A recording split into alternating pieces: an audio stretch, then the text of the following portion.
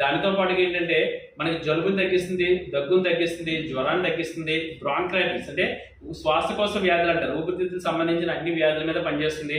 Dust అలర్జీని తగ్గిస్తుందండి, cough తగ్గిస్తుందండి. అదేవిధంగా మన బ్లడ్ లో ఉన్న బ్యాడ్ కొలెస్ట్రాల్ కరిగిస్తుందండి. ఎప్పుడైతే బ్యాడ్ కొలెస్ట్రాల్ కరుగుతుందో ఆటోమేటిక్ గా హార్ట్ ప్రాబ్లమ్స్ రావడానికి అయితే అవకాశం లేదు.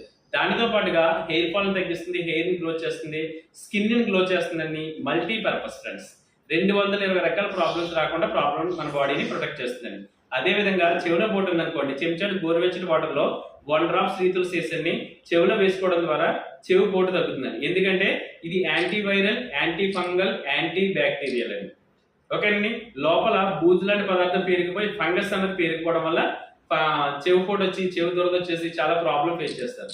దాన్ని వేయడం ద్వారా ఏంటంటే చెవి పోటు తగ్గుతుందండి. ఓకేనండి. అదేవిధంగా పళ్ళ సమస్యలు అంటే తెలుసు కదా, పిప్పటి సలుపులు ఇవన్నీ చూడండి. పిప్పటి సలుపు వచ్చింది అనుకోండి, ఒక కాటన్ బాడీ మీద 2-3 డ్రాప్స్ శ్రీతులసి వేసి పిప్పటి మీద గుచ్చిపెట్టారు అనుకోండి, పిప్పటి సలుపు కూడా తగ్గుతుందండి. అదేవిధంగా కొంతమందికి బ్యాడ్ స్మెల్ వస్తుంది, నోటి దుర్వాసన, మనం వాడే డెంటల్ క్రీమ్ మీద, పేస్ట్ మీద శ్రీతులసి డ్రాప్ వేసి పళ్ళు తోవడం ద్వారా కూడా ఆ ప్రాబ్లం కూడా తగ్గుతుందండి. ఇలా చెప్పుకుంటూ వెళ్తే 200 రకాల ప్రాబ్లమ్స్ ని మన బాడీకి రాకుండా అయితే చూస్తుంది. దాంట్లో గ్యాస్ట్రిక్ ఇలా రకరకాలుగా ఉన్నాయండి, 1-2 కాదండి, మల్టీపర్పస్. ఇది ఒకటి ఇంట్లో ఉన్నదనుకోండి, ఒక డాక్టర్ ఇంట్లో ఉన్నట్టేనండి.